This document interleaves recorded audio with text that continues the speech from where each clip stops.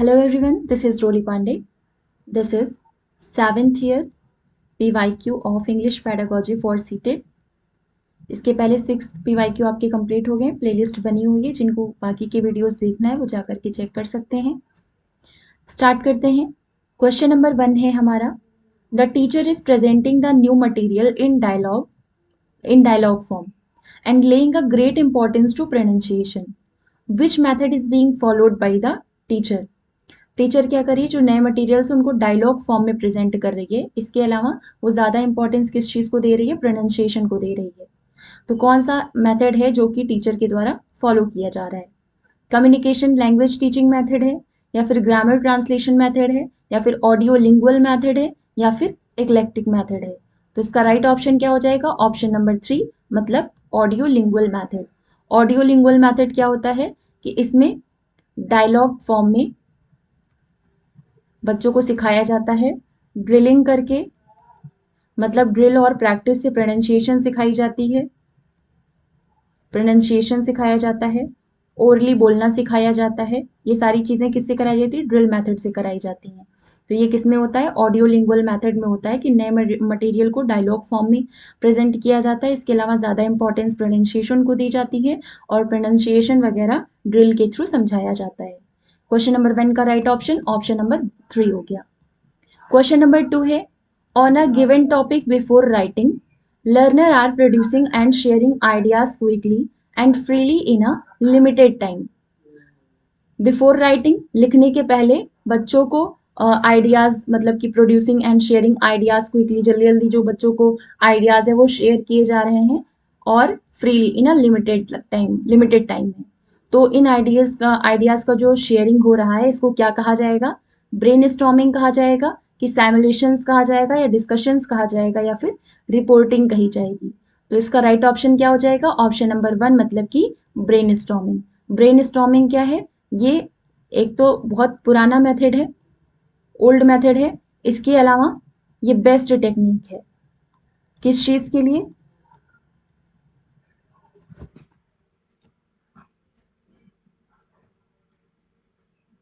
Best technique है बच्चों में क्रिएटिव थिंकिंग को डेवलप करने के लिए। क्रिएटिव थिंकिंग डेवलप करने के लिए ये बेस्ट मेथड है। कौन सा? Brain storming. तो इसमें क्या कर रहा है? गिवन टॉपिक पर लिखने से पहले, मतलब एक टॉपिक ने टीचर ने बच्चे को दे दिया और उसको लिखने के पहले बच्चे क्या कर रहे हैं? अपने जो भी आइडियाज उनके दिमाग में आ रहे हैं उसको जल्दी जल्दी प्रोड्यूस कर रहे हैं, मतलब उसको बोल रहे हैं, बता रहे हैं एक दूसरे से, और एक दूसरे से शेयर कर रहे हैं। और उसके लिए भी लिमिटेड टाइम बच्चों को मिला हुआ है। तो जो आइडियाज की शेयरिंग है इस टाइम में, वो क्या कहलाएगी? Brain storming. टीचर बच्चों से उससे रिलेटेड, उस टॉपिक से रिलेटेड कुछ क्वेश्चन वगैरह पूछ लेगी, जिससे बच्चे अपने आइडियाज बताएंगे इसके बारे में, या आपस में एक दूसरे से डिस्कस कर लेंगे थोड़ा बहुत। तो ये क्या हो जाएगा? ये हो जाएगा ब्रेन स्टॉर्मिंग। क्वेश्चन नंबर 2 का right option option number 2, option number 1। Question number 3 है, this stage will help you gauge the depth of learners knowledge regarding the topic to be taught. एक टीचर है, वो किसी टॉपिक को पढ़ाना है, उसको टॉपिक पढ़ाने से पहले ये स्टेज क्या करती है? टीचर की हेल्प करती है बच्चों की उस टॉपिक से रिलेटेड कितनी डेप्थ में नॉलेज है इस चीज को पता करने में। तो वो कौन सी स्टेज है? असेसमेंट स्टेज, या प्री रीडिंग स्टेज, या पोस्ट रीडिंग स्टेज, या वाइल रीडिंग स्टेज? याद रखिएगा, रीडिंग की ये 3 स्टेजेस होती हैं, प्री, पोस्ट और वाइल। सबसे शुरुआत में होती है प्री, इसके बाद होती है वाइल, उसके लास्ट में होती है पोस्ट रीडिंग स्टेज, जिसमें कि बच्चों का मतलब कि असेसमेंट किया। वाइल रीडिंग में भी असेसमेंट किया जाता है, पर बहुत सारे टास्क वगैरह होते हैं पोस्ट रीडिंग स्टेज में। तो इसका राइट ऑप्शन क्या हो जाएगा? ऑप्शन नंबर बी, मतलब कि pre reading stage. Pre reading stage में क्या होती है? क्या होता है? टीचर क्या करती है, जो भी टॉपिक पढ़ाने जा रही है उस टॉपिक से रिलेटेड क्वेश्चन आंसर करके, या फिर उस टॉपिक से रिलेटेड बच्चों से क्वेश्चन, मतलब बच्चों से थोड़ा सा डिस्कशन करके पता लगाती है कि उस बारे में बच्चे की नॉलेज कितनी है। इसके अलावा क्या करती है? जिस कॉन्टेक्स्ट में हम टॉपिक पढ़ाने जा रहे हैं या टॉपिक पढ़ाना हो, उस टॉपिक के जो कीवर्ड्स होते हैं वो ऐसे ही प्री रीडिंग स्टेज में बच्चों को उस कीवर्ड्स से रिलेट करवा देती है या फिर अवेयर करा देती है। तो थर्ड का right option option number B हो गया। क्वेश्चन नंबर 4 है, who amongst the following children will struggle the most while learning language? भाषा सीखते टाइम इनमें से कौन सी ऐसी चीज है जिसमें कि बच्चे सबसे ज्यादा स्ट्रगल करेंगे या स्ट्रगल करने वाली हो सकती है? Gunjan, who speaks Bhojpuri in his family and community and studies in an English medium school. Kabir, जो कि पंजाबी अपने घर पे बोलता है और क्लासरूम में क्या यूज करता है, Punjabi Hindi mixed language use करता है। आयशा, जो कि अपने घर पे इंग्लिश बोलती है और इंग्लिश मीडियम स्कूल में ही पढ़ रही है।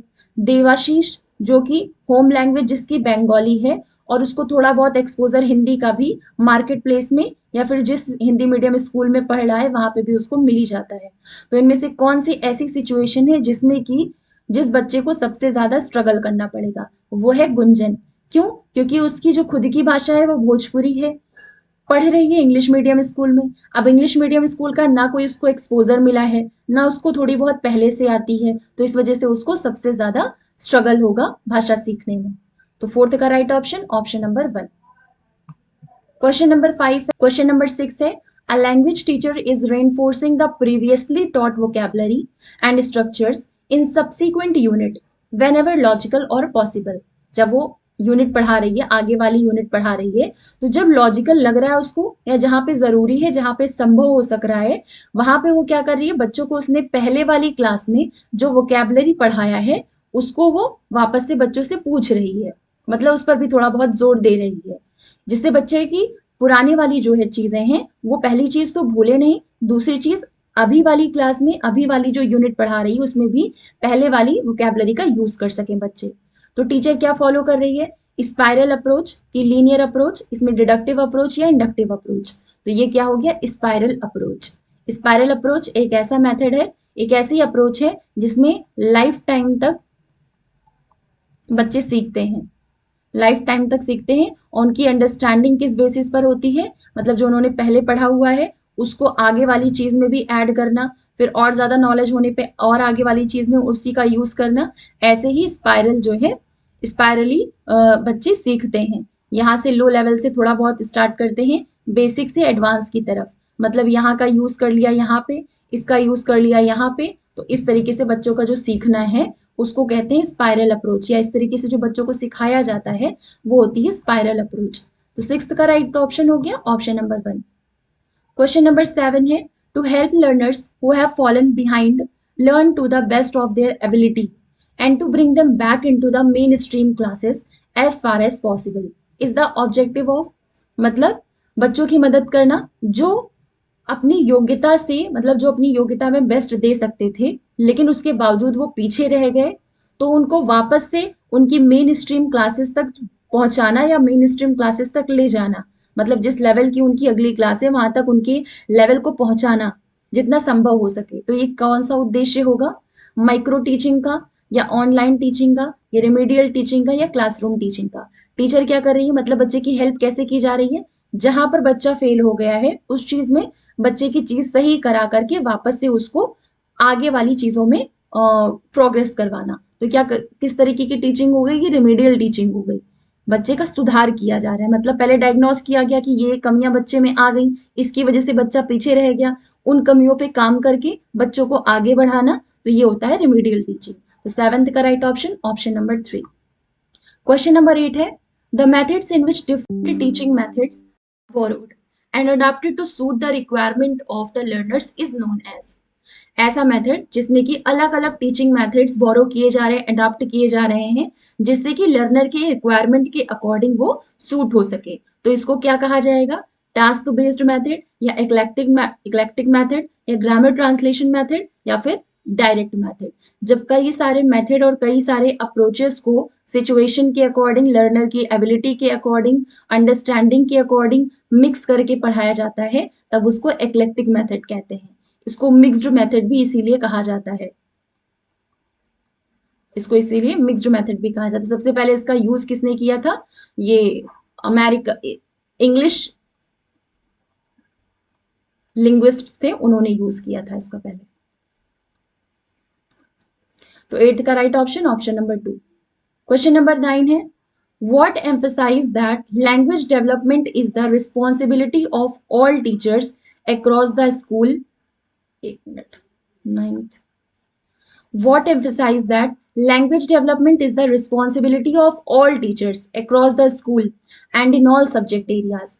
इनमें से कौन सा ऐसा है करिकुलम लर्निंग या कौन सी ऐसी चीज है जो कि इस बात पर जोर देती है कि स्कूल में जितने भी टीचर्स हैं हर टीचर्स की रिस्पॉन्सिबिलिटी है बच्चे के लैंग्वेज डेवलपमेंट पर ध्यान देने की, और हर एक सब्जेक्ट एरिया में।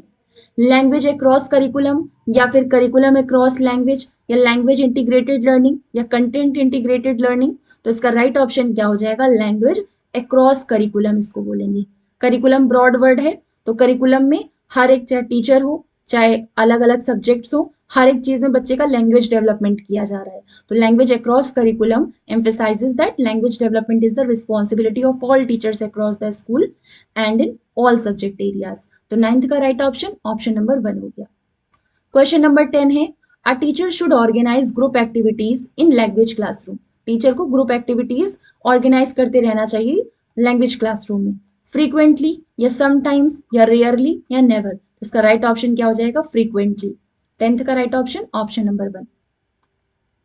क्वेश्चन नंबर 11 है, which of the following statement is correct? Mother tongue should be used when teaching other subjects. सही है। Regular test should be taken to track the progress of learners. बार बार test लेना, मतलब बच्चों का वैसे असेसमेंट कर लो ओरली, पर बार बार टेस्ट लेकर के उनकी प्रोग्रेस को चेक करना, ये ठीक नहीं है। Grammar rule should be fixed in the mind of learners. ये भी गलत है। Teaching vocabulary and it's meaning extensively, ये भी गलत है, क्योंकि प्राइमरी के बच्चों में या फिर जूनियर के बच्चे उसमें मेनली किस चीज पर ध्यान दिया जाता है? उनकी मदर टंग जो है उसी में बच्चों को सब्जेक्ट सारे पढ़ाए जाए। तो फर्स्ट ऑप्शन सही हो जाएगा क्वेश्चन नंबर 11 का। क्वेश्चन नंबर 12 है, the classroom activities planned by the teacher should. Teacher जो क्लासरूम एक्टिविटी प्लान करती है वो कैसी होनी चाहिए? Be around the prescribed text books specially given at the end of every chapter, या help students to prepare for their final exam. मतलब जो क्लासरूम एक्टिविटी टीचर प्लान करती है वो बच्चों की फाइनल एग्जाम्स के लिए हेल्प करती है। ये तो तुरंत ही ऑप्शन गलत हो जाएगा। एग्जाम के लिए कोई भी चीज बच्चे को सिखाई जा रही है तो वो एग्जाम के लिए नहीं प्रिपेयर कराया जाता है। Be minimized as is hampers to complete the syllabus and makes the class noise, या फिर also be beyond the textbook to enhance language proficiency। तो ये हमारा राइट ऑप्शन हो जाएगा। एनसीएफ के अकॉर्डिंग क्या है, बच्चों को इस तरीके से सिखाना चाहिए कि वो उनके जो पर्यावरण है, परिवेश है, मतलब जो बुक्स हैं, बुक्स से बाहर का नॉलेज बच्चों को देना चाहिए, या फिर उनके एनवायरनमेंट से रिलेट करके टेक्स्ट बुक की नॉलेज देना चाहिए। तो मतलब क्लासरूम एक्टिविटी जो प्लान कर रही है टीचर वो कैसी, मतलब इसलिए होती है जिससे कि बच्चे टेक्स्ट बुक के बियॉन्ड जा करके भी सीख सकें और उनकी लैंग्वेज प्रोफिशिएंसी जो है वो इनहेंस हो सके। तो बियॉन्ड जा करके क्या चीज कराई जा सकती है? रोल प्ले कराया जा सकता है, रोल प्ले, डिस्कशन कराया जा सकता है, डिबेट्स कराए जा सकते हैं। तो ये सारी चीजें करा करके ये क्या होगा? बियॉन्ड द टेक्स्ट बुक होगा। मतलब रोल प्ले करके, डिस्कशन करके, डिबेट करके ये सारी चीजें बच्चों की क्या होगी? लैंग्वेज प्रोफिशिएंसी इससे और ज्यादा इनहेंस होगी। तो 12th का right option option number 4। Question number 13, Noam Chomsky's theory is primarily related to socio emotional development या गुड हेल्थ और वेलबींग या लैंग्वेज एक्विजिशन डिवाइस। ये वर्ड आपको जहां भी दिखे वहां पे यूनिवर्सल ग्रामर है, लैंग्वेज एक्विजिशन डिवाइस है, इसको LAD भी कहते हैं। जहां भी ये वर्ड्स दिखे ये आपका डायरेक्ट हो जाएगा कि नॉम चॉम्स्की ने दिया है। ठीक है। Teaching learning of second language, ये भी इन्होंने ही दिया हुआ है। 13 का राइट ऑप्शन क्या हो जाएगा? Option number 3। इसके अकॉर्डिंग क्या है कि बच्चे को जन्म से ही एक LAD मतलब लैंग्वेज एक्विजिशन डिवाइस उनके अंदर होती है, जिससे कि वो सारी भाषाओं को सीखते हैं और सीख जाते हैं। तो 13 का राइट ऑप्शन 3। इसमें ये चीज इन्होंने ये भी कहा है कि एरर्स से ही बच्चे धीरे धीरे सीखते हैं। क्वेश्चन नंबर 14 है, what is the goal of teaching pronunciation? Pronunciation पढ़ाने का उद्देश्य क्या होता है?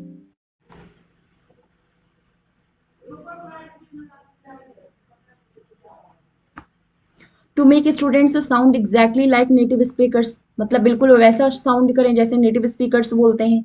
या फिर to make it students repeat words many times in a day, या फिर to help students have intelligible pronunciation. यही राइट ऑप्शन हो जाएगा। ये बच्चों की इंटेलिजिबल प्रोनाउंसिएशन में हेल्प करता है।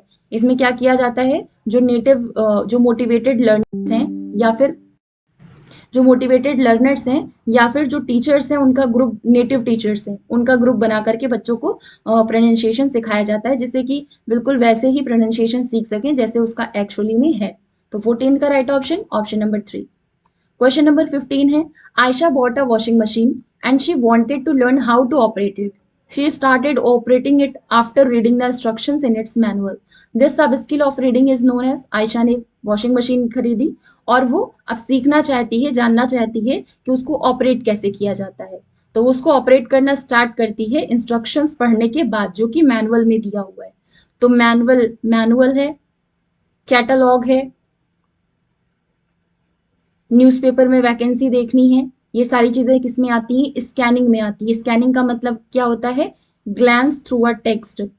ग्लैंस थ्रू अ टेक्स्ट मतलब कि वो स्किल, ऐसी स्किल जिससे कि आप पूरा टेक्स्ट पढ़ें और जो आपको स्पेसिफिक इंफॉर्मेशन उसके बारे में चाहिए उसको आप आराम से एक्सट्रैक्ट कर लें। तो जो ये वाली स्किल होती है वो स्कैनिंग में होती है। जैसे किसी भी पीडीएफ में आपको अपना नाम ढूंढना हो तो ये होता है स्कैनिंग। किसी भी न्यूज़पेपर में आपको कोई स्पेसिफिक इंफॉर्मेशन चाहिए हो, वो आप पूरा पेपर ढूंढ करके एक नज़र में पढ़ करके और जो आपको इन्फॉर्मेशन चाहिए उसको आप निकाल ले रहे हैं, तो ये सारी स्किल किस में आती है? स्कैनिंग में आती है। रीडिंग की स्कैनिंग स्किल होती है।